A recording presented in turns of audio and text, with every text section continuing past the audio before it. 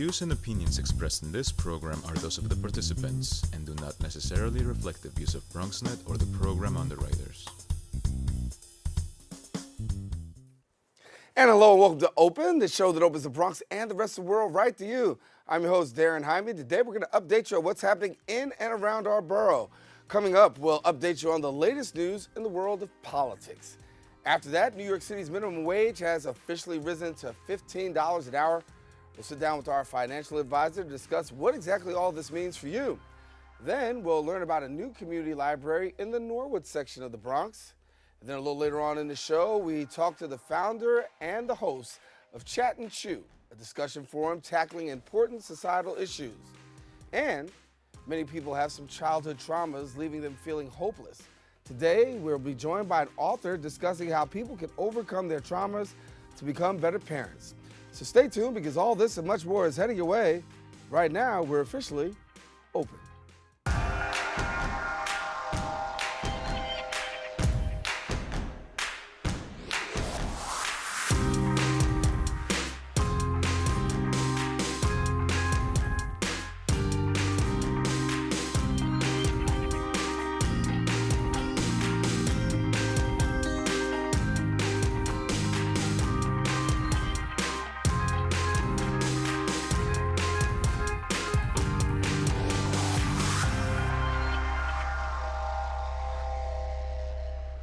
And hello, everyone. I'm Daren Jaime, and Happy New Year. Yes, today is Wednesday, January 2nd, and you are watching Open, and I have the special privilege of being able to tell you you're watching the first actual Open in the year 2019. Open is the show that brings the Bronx and New York City straight to you. We want to also welcome our viewers that are watching on Manhattan Neighborhood Network, as Open is now being broadcast live simultaneously on MNN's channel. And you can stay connected to us via Twitter at BronxNet TV and Facebook at Open BronxNet Television. Well, a lot has certainly been going on throughout the past week. We'll take you through it now with some Bronx updates.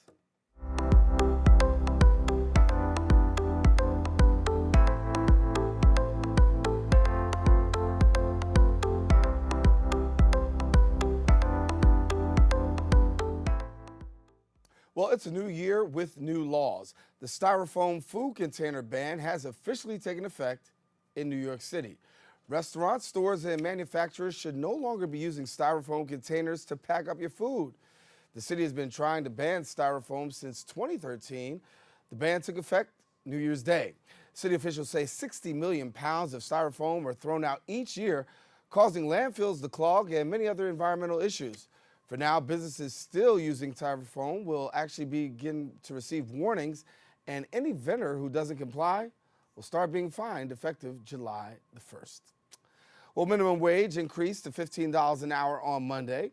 The increase was passed as part of the 2016-2017 budget and was being raised in increments. Now, the wage increase means employees working for businesses with more than 10 employees will make at least $15 per hour. Smaller businesses employees will go up to $13.50 and are expected to make $15 by the year 2020. Across the rest of the state, the minimum wage is going up to $11.10. Governor Cuomo reminds workers to contact the wage theft hotline if you feel you have any questions at 1-888-4-NYS-DOL to report employers who are not complying with the new increase. Well, police are looking for 6 joyriders who took an empty MTA bus for a spin. 2 young women and 4 young men got on a bus that was parked on Hunts Point Avenue just before 8 p.m. on December 23rd. They then took a 4-hour road trip from the Bronx to Queens and left the bus abandoned and undamaged on Prospect Avenue shortly before midnight. Authorities say some may have been involved in taking another MTA bus earlier on the same day. An MTA spokesperson said the matter is under police investigation, but anyone with information is asked to call Crime Stoppers at 1-800-577-TIPS. Once again, that number, 1-800-577-TIPS. And that's all we have for Bronx Updates today. We'll be back with more Open right after this.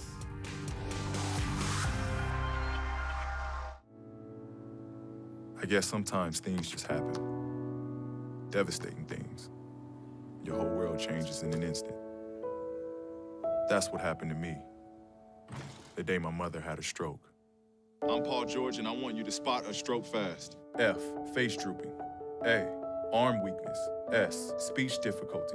T, time to call 911. Protect the ones you love. Spot a stroke fast. For all the papas out there, let's stop what we're doing and take a moment. A moment to be with our kids. They can be loud moments, goofy moments, sporty moments, dorky moments, kooky moments. Moments where we talk or walk or just hang out. It doesn't really matter.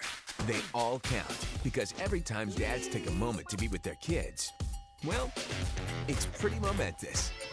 So let's all take a moment to make a moment today. So, I'm kind of new here, but I've noticed a trend. My human does this funny thing where she goes around and gets all my toys, and then she hides them in that basket by the door. But it's always the same basket, and it's always in the same place. And then she acts so surprised when I find them, but, she's putting them in the same basket. Again. It's like, hello, that's where you put it last time. You were the worst at hide and go seek. Behold, the angry giant. Behold, the angry giant. Behold, the angry giant. Behold, the angry giant. It only takes a moment to make a moment. Take time to be a dad today.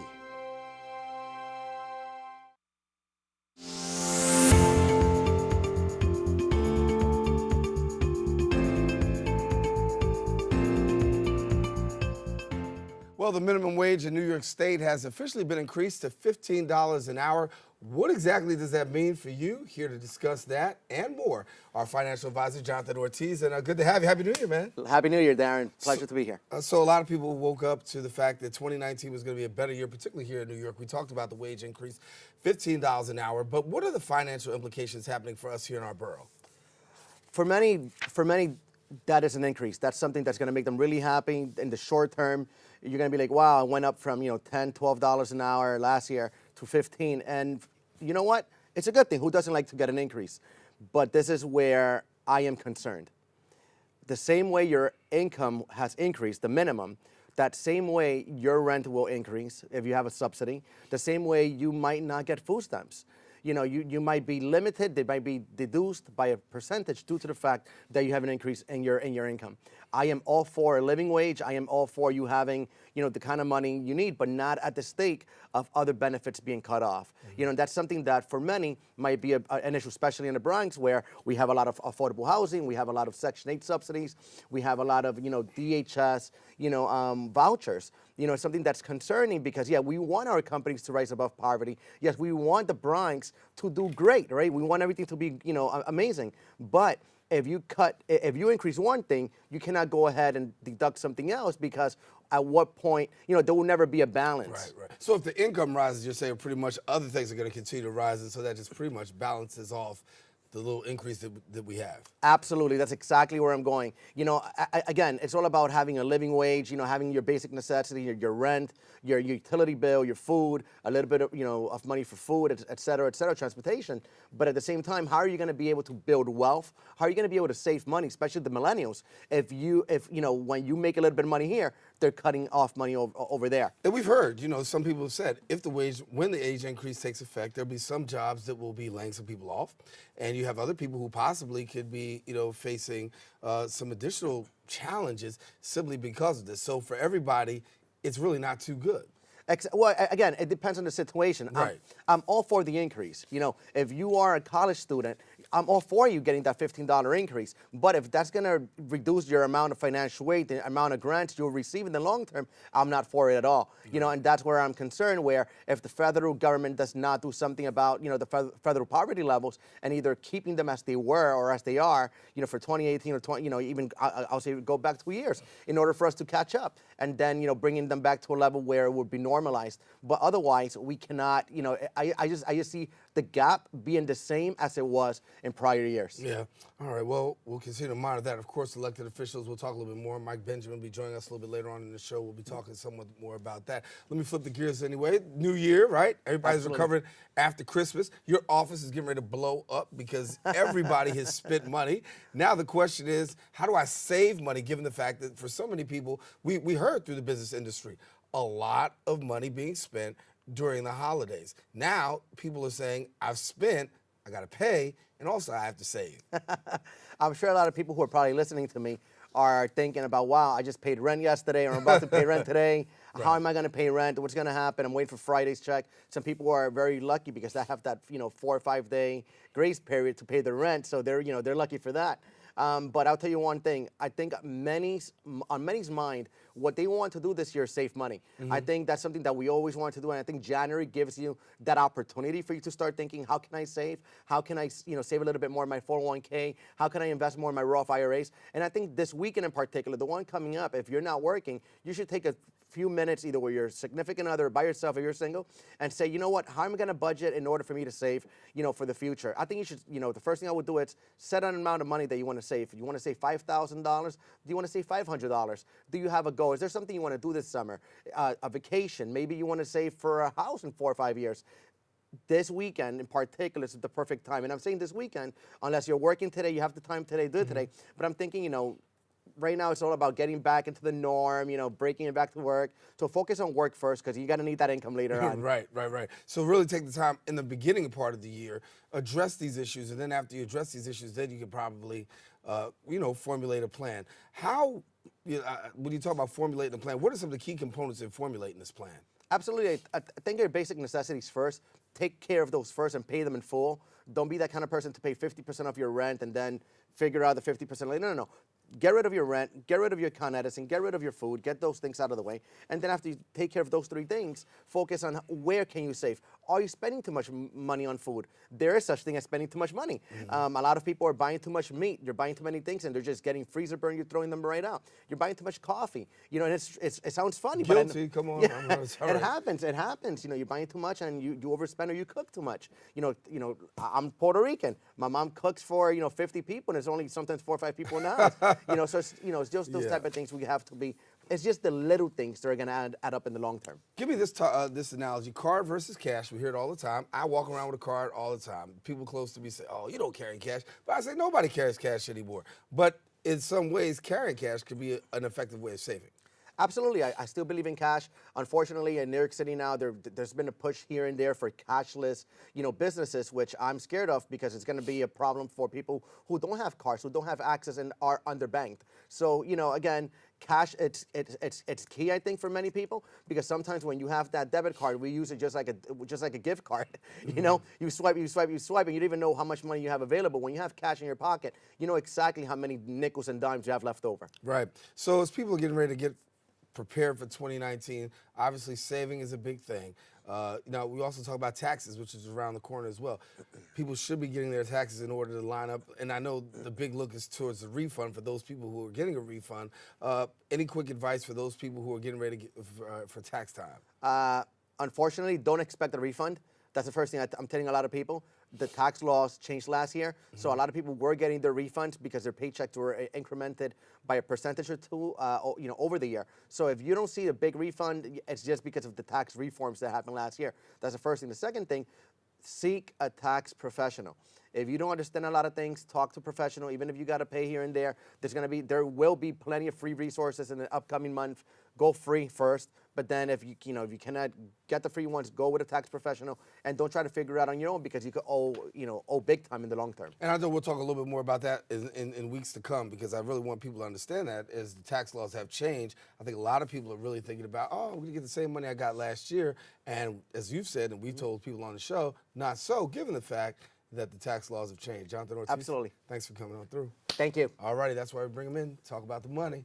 Got to take a quick break. We'll be back with more shows. Stay with us. We're coming right back right after this.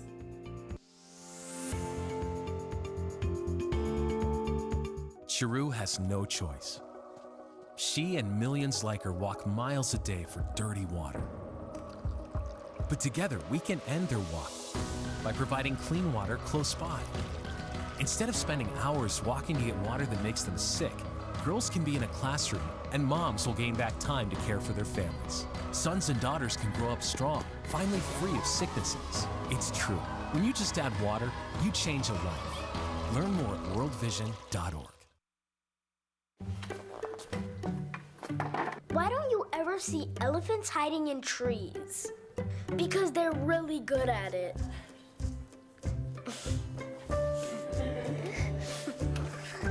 Yeah, I get it.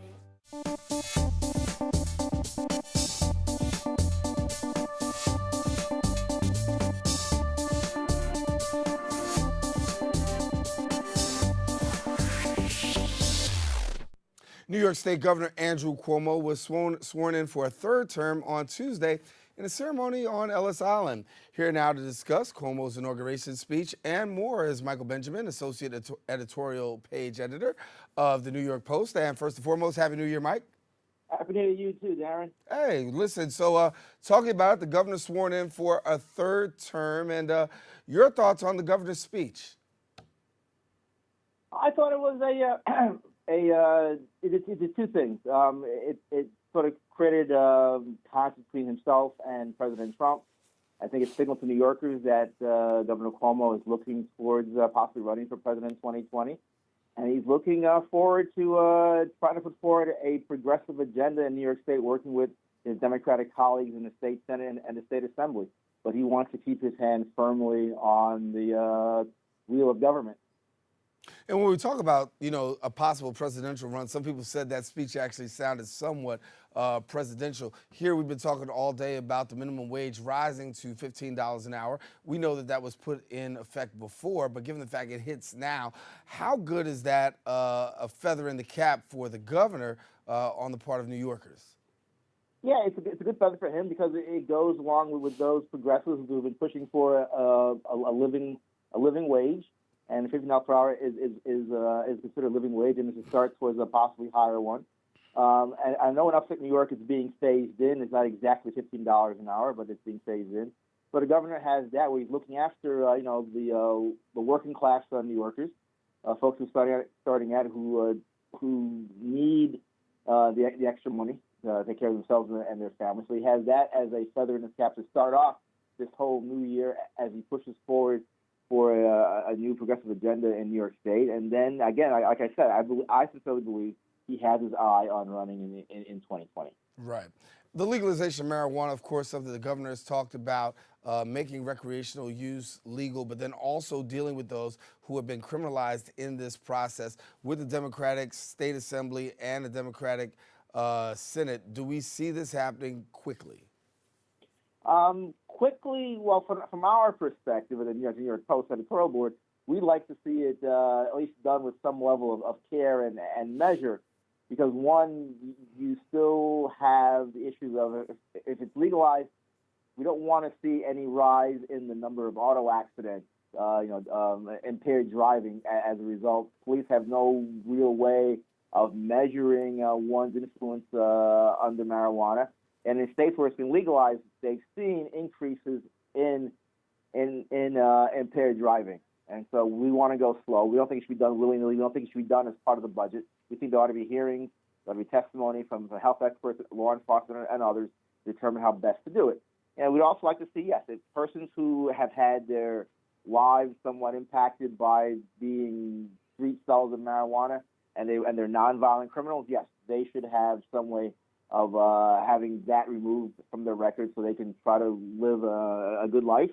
And those who want to seek licenses for selling recreational pot, that should be a thought-out process. It shouldn't be considered some sort of reparation, but there should be a much more thought-out process. Yeah, I want to go to also talking about the state, the Assembly, as well as the Senate. Given the fact that Democrats have both the Senate and the Assembly, what do we see tackling first amongst both branches of government, and what can we see in quick action? Well, I see them going after the low-hanging fruit that they've been looking at for a number of years. The Republican Senate has blocked, such as codifying Roe v. Wade, taking abortion out of the criminal statute, and legalizing it that way, and taking away criminal penalties for abortion.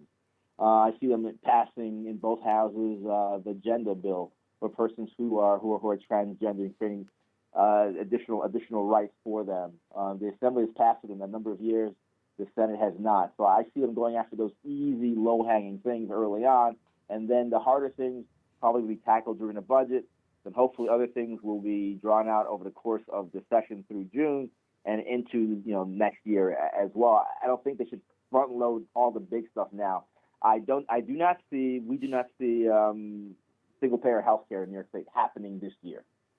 That's not going to happen. The governor said it's expensive. We don't see him. I don't see him agreeing to do it with his colleagues in the legislature. Do we see criminal justice reform? I know that's something that's going to be tackled and talked about right off the bat. I think the governor's talking about cash bail reform. I think that'll probably happen when, I'm not sure, but I see momentum for that happening in both houses, and I think the governor is disposed to doing that. I think around marijuana legalization, they'll probably look at some way of dealing with persons who have criminal records that involve marijuana, pot selling. I see some of that maybe being dealt with, but I don't see it being front-loaded before the April 1st budget, maybe taking place over the course of April through the end of session in June. Talk to me about voter reform, because I know that's something that was met about shortly after the elections. New York State caucus to deal with some of the election reform, possibly the right of early voting, things like that. These are things that we talked about that would be tackled. But do we see this coming, full circle and a vote on this in the near future? I believe so. Again, the governor signaled his interest in early voting. He talked about same-day registration as being something he could be supportive of. And my former colleagues in the Assembly have passed these bills year after year, only to have the state Senate block it. So with their colleagues, Democratic colleagues in charge of the state Senate, we can see those things happening as well. I can't predict when it's going to happen. They might want to try to get some things done for like in New York City, where we're having a 2019 election for public advocate. We have, I think, the DA's races in the Bronx and Queens. Roll it out slowly to see what it looks like in sort of off-year elections. So some aspect of it I could see being done, voted on and passed this year. Give me a quick synopsis as to what we can see coming up in 2019 from your perspective. I mean, you're from the Post. I mean, you guys have got your eyes and boots on the ground. What can we see that you guys will be tackling and looking forward to over the first quarter? Issues that the editorial board will be looking at, or issues that legislature will be handling? Yeah, that you guys will be taking a look at too as well. Oh yeah, of course. We are a very fiscally conservative newspaper editorial board, and so we want to see how the governor came to office in 2011 as a fiscal conservative, trying to hold the line on ever expanding budgets and on trying to keep property taxes low in those communities where they're rather high. We want to see him continue to do that. Where we were hoping that he'll stay the fiscal conservative when it comes to issues like single-payer health care, which could be highly expensive. We were pleased that end of the year he did veto the extended 12-week family leave, which would have been very impactful and costly to both employers and employees. I think he pointed out there were some technical flaws that maybe his office and the legislature will look at this year to try to correct and minimize. We want the governor to do things that are good, that are be sensible and that don't get pushed quickly, like marijuana legalization. We want recreational legalization. We want to see that drawn out and having hearings and properly implemented, and not just done because it's something because they have a majority. Because you have the law of unintended consequences. All right, Mike Benjamin, our guest here, associate editorial page editor of the New York Post. Thanks, Mike, for joining us, and once again, Happy New Year, brother. Happy New Year to you and your family and all your viewers. Hey, thanks a lot. All right, we're taking a quick break. We've got more Opus. Stay with us. We'll come right back right after this.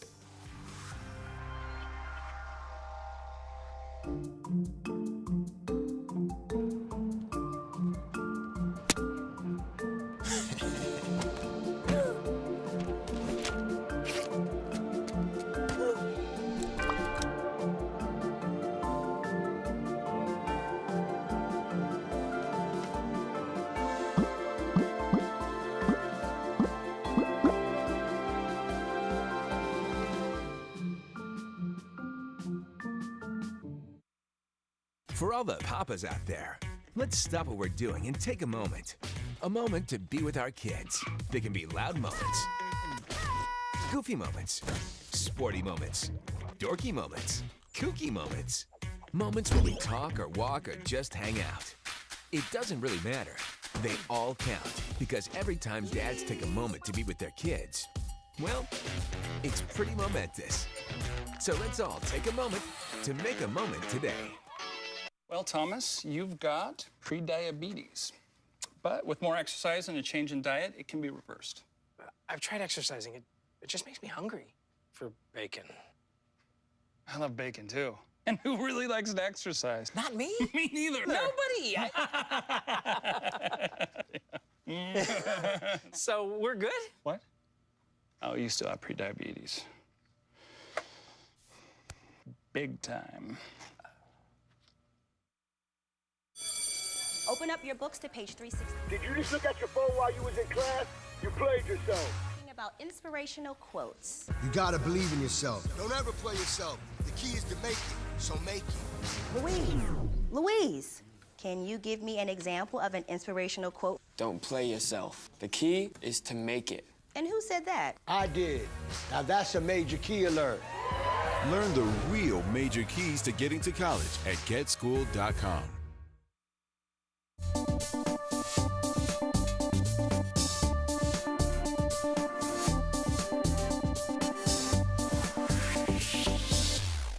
Well, with a limited amount of retail bookstores here in the borough of the Bronx, the Norwood Community Library is allowing people to pick from a selection of books for free.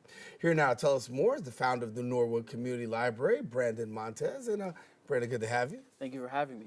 Hey, great. And so we talk about Norwood. Obviously, a lot of great things happening in Norwood, and one of those are the Norwood Community Library. So give us a little bit of history of the Norwood Community Library. Certainly. Well, I started it in October of this year, rather August of this year. Mm-hmm. And essentially I take book donations from friends of the family, or anyone who hears about our project, and I put somewhere between 5 and 15 books every weekend between Bainbridge and Wayne Avenue on Gun Hill Road. Mm-hmm. And it's been a lot of fun, actually. I've also posted up quotes from poets from the Bronx in the neighborhood.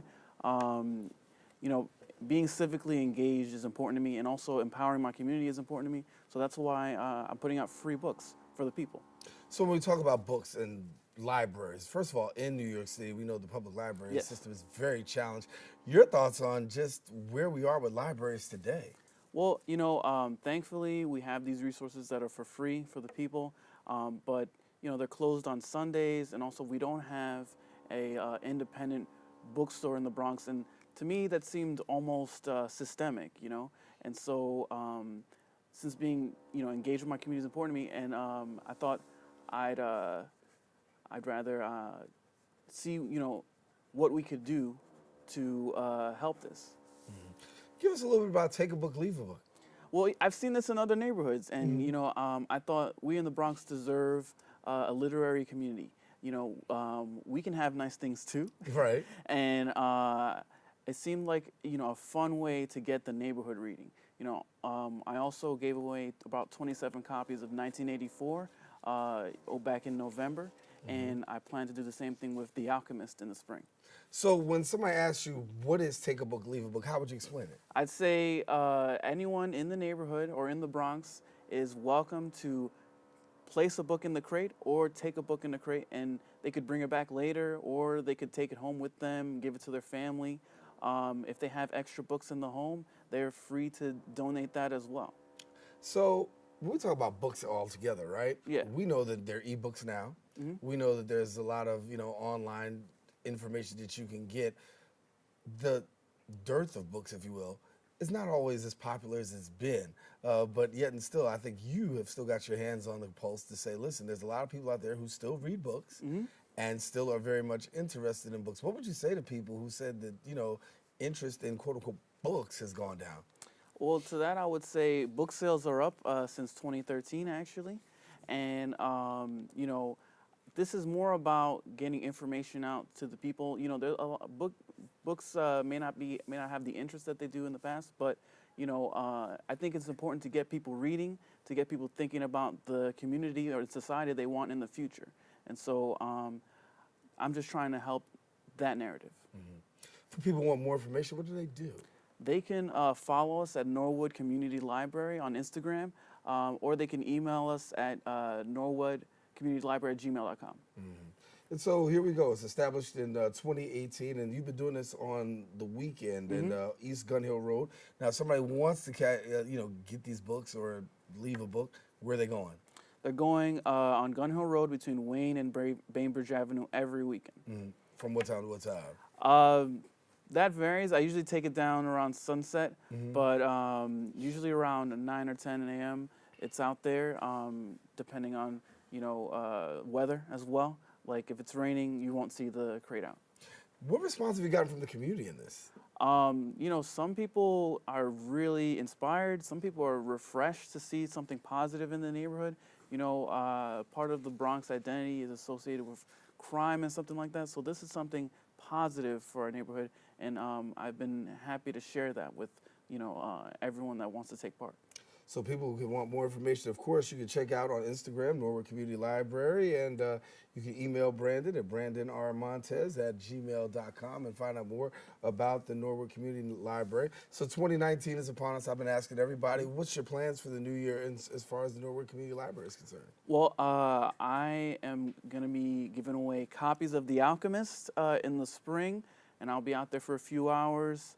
I also am hoping to have a children's reading event at some point, celebrating reading, and perhaps there'll be different surprises. I want to try to inspire another generation of readers. Well, Brandon, thank you for the great work you're doing. Thank you. And the community, keep up the great work. I really appreciate that. All righty, Brandon Montes, our guest here from the Norwood Community Library. As you said, check him out on Instagram, all those social media places. But most of all, if you have an opportunity to bring a book, come on and bring a book. If you want to take a book, but make sure you leave one. Yes. As well as we all understand, reading is not just fundamental, it is necessary today. So thanks for the great work that you're doing, Brandon. Thank you. Taking a quick break. We've got more open. Stay with us. We'll come right back right after this. So, I'm kind of new here, but I've noticed a trend. My human does this funny thing where she goes around and gets all my toys, and then she hides them in that basket by the door. But it's always the same basket, and it's always in the same place. And then she acts so surprised when I find them, but, she's putting them in the same basket again. It's like, hello, that's where you put it last time. You were the worst at hide and go seek.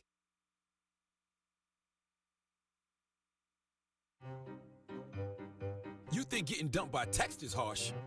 Try getting dumped by a tennis ball. My ex-owner drove me out to the woods, yelled fetch, and by the time I bought the ball back, he was gone. Yeah, I was pissed. But the folks at the shelter helped me let go of my anger. I learned coping skills, like taking it to the hole. Boom! Now I'm ready to fetch again. But how about I throw and you run and get it? Well, Thomas, you've got pre-diabetes. But with more exercise and a change in diet, it can be reversed. I've tried exercising. It just makes me hungry for bacon. I love bacon, too. And who really likes to exercise? Not me. Me neither. Nobody. So we're good? What? Oh, you still have pre-diabetes. Big time. Patriotism. It inspires passionate debate. It's worn like a badge of honor with good reason, because it means love and devotion for one's country. But what really makes up this country of ours? It's the people. To love America is to love all Americans. This year, patriotism shouldn't just be about pride of country. It should be about love. Love beyond age, sexuality, disability, race, religion, and other labels. Because love has no labels.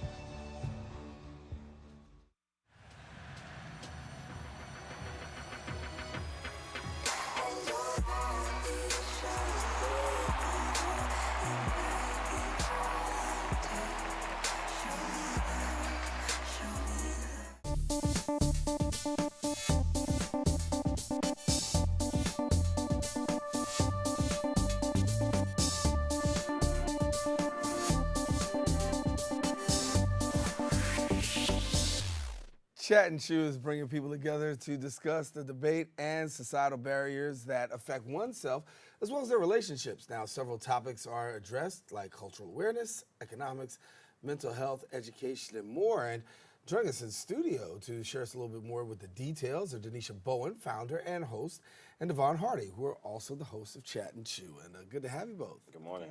Good morning. And so, Happy New Year, too. Happy New Year. That's right. That's right. And so, you guys have debate, talking, sharing, but give us a little bit about what made you decide to form Chat and Chew.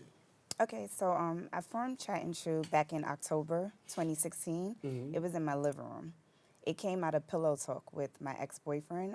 We would discuss different topics that affect relationships and why more of us are not married or in thriving relationships and committed relationships. So we were like, you know what? We want to get our friends in on a conversation, our friends and family. So we got everybody together like a normal, gathering with food and drinks, which is why I called it Chat and Chew.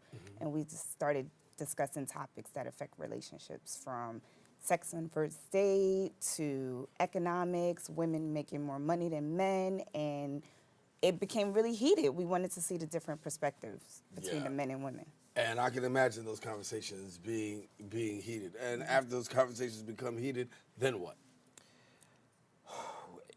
A lot of people get educated. Having different perspectives is very important, and having a crowd to hear those perspectives is equally as important, because we feel like having these discussions amongst individuals or a small group of friends isn't enough. Tackling very important topics about things that either are systemic in our society or, just important to make your relationship work is important for other people to hear, because there may be someone who shows up that doesn't speak. There may be someone who's there for the first time, and they always have something to take away from every event. Right. What areas is it that people don't really talk about, but that you find through these Chat and Chews people really want to talk about? One like ours coming up on January 26th, mental health. People really kind of like stray away from it, but they want to talk about it. They want to talk about how mental health is affecting our relationships and being in relationships. So that's one of the areas. What's another one? Well, mental health is something that, because anything really that has to do with a relationship that it can be considered taboo, no matter what it is. And even when it comes to mental health, which is in itself taboo, we're coupling that and how it affects relationships. So we're like talking about mental health and then mental health and how it affects your relationship, and that's kind of like a double taboo. So, Right. And so media, I know, is another thing that you have, and I see we're seeing some pictures right here. Tell us about what we're seeing.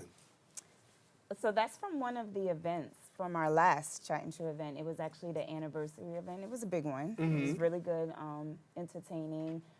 The thing about Chat and Chew is Devon and I, we don't just talk at people. We really get the audience engaged. Sometimes the audience kind of facilitates the conversation. So that's what you see happening there. People really network and connect and mix and mingle with each other, and they carry on the topics into the intermission. So you have the intermission where you get to eat and drink and discuss what you didn't get to yell out in the middle of the topic during the intermission. So how long does it usually last for? About 4 hours. Really? Yeah, I mean, you can imagine. Oh, that's what you got to feed them now. Right. Of course. And everybody has something to eat and drink, but it's important that people get off their chest whatever they've been holding in since the last Chat and Chew or since the conversation in between. And when we have these discussions, people go on tangents 5-10 minutes at a time. Oftentimes we try to limit that, but it happens sometimes. You'd be surprised it's still not enough. Yeah. Oh no, I know. Once you get a conversation going, you can take it. And there's so many different people, so many different perspectives. Yes, I could see that lasting. But talk to me about this. It's kind of therapeutic in some sense too. It very much is, and that is the unique part of Chat and Chew. Of course, we sometimes stray away from therapy. We hear therapy and it's like, woo, especially in our population. So Chat and Chew is almost like group therapy, and I have that background. I'm a school counselor. I'm also a mental health counselor. So getting people together in one room, a group of people, is like group counseling. Everyone is kind of bouncing their insights and their experience off of each other. So they're getting the therapy they need without paying and without knowing that they're getting it. Right. So let's go over this. January 26th, if you're watching, you can be a part of the next Chat and Chew. It's going to be where? At the National Black Theater in Harlem, and that's 125th and Fifth Avenue. Right. And be prepared to have a discussion. Mental health is going to be amongst the topic. And what do people need to have in order to come? Show up. Just show up. Show up. I mean, no, we have tickets that people can purchase on our website, chatandchewexperience.com. They can follow us on Instagram at chatandchew_experience. And you can find the links to get the tickets there. Yep. And it'll be from 7 p.m. to 11. We're going to have food available. There's going to be vendors. We might have giveaways and whatnot like we typically do. And just be prepared to hear people get deep and, You could participate, you can listen, you could add to the conversation, just bring yourself and your readiness. What has been the biggest takeaway you guys have had out of all of this? Because, I know you start out with one thing, right? And then all of a sudden it morphs into something else. You got a takeaway. The biggest takeaway is that something like this is important in our community. It's so important for us to have a space where people of the Bronx or people of New York City, people that are minorities that are sometimes ostracized for having opinions that are not in line with the mainstream, but we can have those discussions without anyone being judged or ridiculed. And I realized that even within that conversation, everyone is different. And you learn so much from everybody, and what's normal to society isn't normal to everyone. Right. The major takeaway is you're not only learning about others, you're learning about yourself. Right, right, and you get to be heard. I mean, Exactly. Dr. King said the right is the voice of the unheard, Right. and sometimes people explode when they're not being heard. Yeah. And so you give an opportunity for people to actually To explode. explode and be heard. Right. They don't have to go on any more social media rants. They Right. come to Chat and Chew. Isn't that kind of crazy though? I mean, you find most people, and when you say that, most people do take their rant to social media, and it's simply because they don't have a place sometimes to be able to actually share it. Exactly. Yeah. And that's what we're here for. Well, that's good. Chat and Chew, January 26th. Come on and join Denisha and Devon. You put the information out at the bottom of the screen. There it is again at the National Black Theater. That's right there in Harlem, 2031 Fifth Avenue on the 3rd floor. Theater R, New York, New York.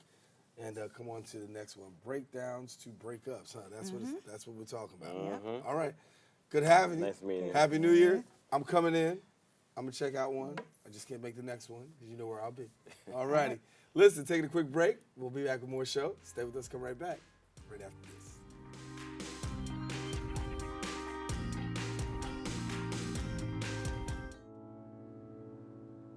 I guess sometimes things just happen. Devastating things. Your whole world changes in an instant. That's what happened to me the day my mother had a stroke. I'm Paul George, and I want you to spot a stroke fast. F, face drooping. A, arm weakness. S, speech difficulty. T, time to call 911. Protect the ones you love. Spot a stroke fast. I'm only 17, but I know about investing. Believe in something, buy shares in it, watch it grow.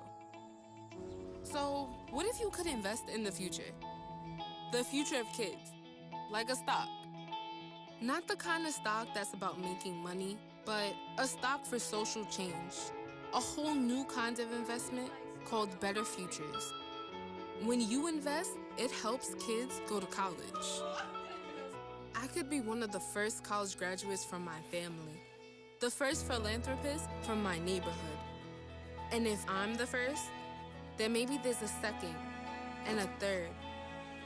Believe in us, invest in us, watch us grow. My name is Sydney, and I'm your dividend.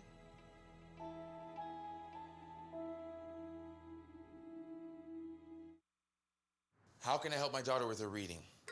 Searching for help with Dachshund Reading. No. Let me try. Sarah's bright, but when she's reading, she has trouble sounding out words. Playing world music. What? I give up. Wait, I was trying to show you how Sarah feels every day. Frustrating, isn't it? Redirecting to understood.org. Join parents and experts at understood.org, a free online resource about learning and attention issues to help your child thrive.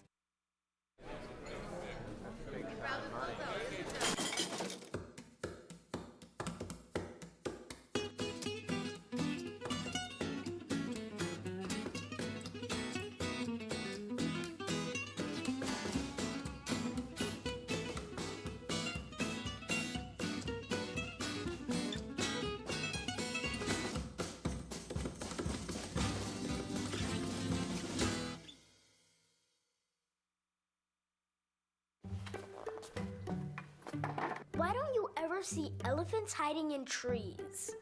Because they're really good at it.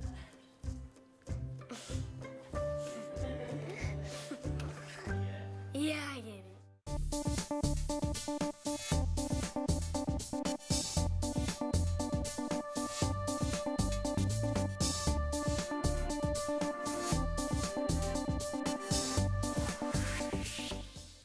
Parenting with childhood trauma can leave many people feeling hopeless.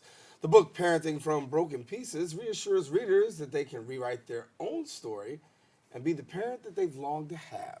Joining us now with more details is the author of that book, Isabel Rojas Lopez, and we thank you so much for joining us. Thank you for having me. Really appreciate it. Good, and so we talk Pleasure. about this book. It's a very special book. Yes. And when we talk about parenting yourself, it's from your perspective and some experiences you've had. Yes, so Parenting from Broken Pieces is more about how we started. It doesn't matter how we start in life, it's how we end up. I'm a testament of you can come from brokenness, but you can get those pieces back together, of course, with a lot of self-love, self-compassion, a lot of support. I have some really awesome, brave women that share their stories, so women know that they're not alone in this journey. This journey is, let's say, it's a ginormous journey when you have a child. And that, to me, when I first became a parent in 2006, I was scared. I had this little bundle of joy sitting in front of me, laying in front of me, and I was scared because a lot of things resurfaced. And in talking to a lot of parents, a lot of moms, I started to realize that that was a common thing, that we, as parents, come from a lot, and we try to kind of tuck it away, and when you become a parent yourself, all of that resurfaces. And how do you handle that when it comes up? Do you follow the family tradition, or does those curses and things that have happened end with you? So my goal is to have women know that it ends with you. Those childhood traumas end with you. You can be a healthy parent no matter where you started in life. In our community, it's a little taboo to talk about mental health, and I want to encourage women to know that it's okay not to be okay, that we all share that in common. It's just not staying there. So a lot of women walk around with these masks, and we fill ourselves with all these things, and inside we're so empty, and we kind of don't give ourselves enough credit for being able to really step it up when we become parents. What did you learn in the process of writing and interviewing these women? That we had a lot of things in common. That we had a lot of things in common, and that we women are really resilient. I say that because even though, there's a story about, that's, of course, the names have been changed to protect them, but there was a story about depression, and we don't know a name for it sometimes. We know that we're oversleeping, we're overspending, we're doing certain things, but we kind of can't pinpoint it because if we say the word, something is obviously wrong with us.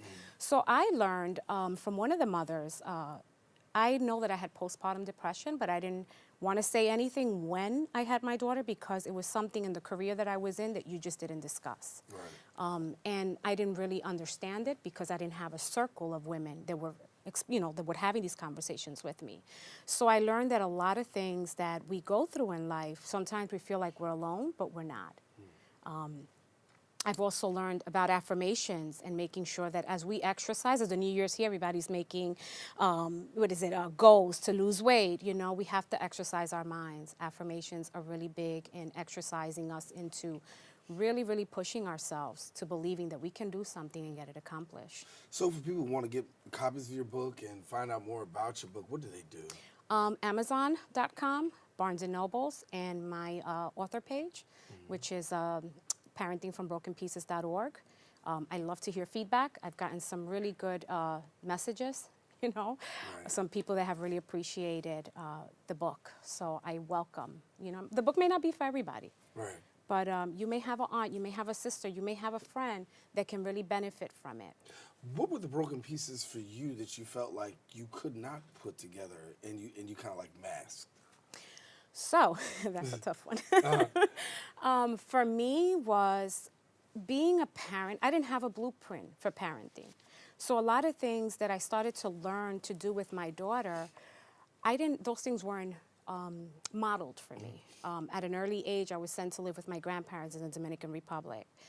So when I lived there, I had my grandmother. Yes, she tried to be that mother figure, but I didn't have that nurturing that I needed at the time. So some traumatic stuff happened during that time that I never really spoke about because I felt like I didn't have a voice. So once I started to become in my 30s, I started to realize really exercising my voice and becoming a parent, I knew what I wanted as a parent and how I wanted to parent my daughter. Have I gotten it all together? No. I make mistakes, I fall like anybody else, and this is what I want to stress to women. We are always going to make mistakes. It's how we get up and how many times. I've fallen so many times. It's how we get back up. And being that parent, you know, is never easy. And, no. You've learned a lot. You've taken in a lot. What's your greatest piece of advice that you want to give the people? Take care of your health. Take care of yourself. Because if you're not well, your family's not going to be well. And I definitely stress talking about the things that are bothering you and really putting them on the table and having that trusting circle. What I found to be really beneficial is getting a good tribe of mothers, of women that share the same commonalities. There's some of my friends now that my daughter's 12 years old. And there's certain things that I'm like, okay, what am I, have your daughter gone through this? In the past, those are things you don't talk about. You know, you don't call somebody and it's like you're sharing the family business. So I am really comfortable now in calling some of my friends and just having that conversation and that support is really big for me. So I want women to know you are not alone. This is a journey. You're not alone in this journey. You were successful with book number 1. Is there a book number 2 on the way? Well, actually, the book is going to be translated in Spanish. That should be available at the end of the month. And I'm honestly toying with the idea of a play. I think that would be really powerful as the characters come alive. I hate to call them characters. As these women come alive in these stories, I think it would be extremely powerful because not everybody likes to read. So that's why I made the book very compact, but I know that bringing these stories out and starting these conversations will be big. Well, great to have you come and share with us. And Thank of course, we want to tell people if they want to get in touch with you, they can get the book, Parenting with Broken Pieces, and you can also check her out on Instagram, and maybe she can come talk to you guys and give you a little bit of advice on what to do. Thank you so much for your sharing with us today. Keep up best wishes with the book. Thank you. All righty. Thank you, Isabel, for coming and sharing with us. And listen, we've come to the end of our show today. It's hard to believe the hour just went by so quick, but I want to thank all our guests for joining us, and most of all, you, the viewer, for tuning in. Now, if you missed any part of today's show, you can catch Recablecast at 5 and 10 p.m. on Optimum's Channel 67, Verizon Files Channel 33, or watch anytime on the web at bronxnet.org. And once again, a special thanks to our viewers on Manhattan Neighborhood Network who continue to watch us as Open is live simultaneously, broadcast live simultaneously. Big shout out to my sister Ann. Happy New Year. I'm Daren Jaime. Listen, make sure to keep this channel wide open. Take care, everybody. God bless. We hope to see you soon.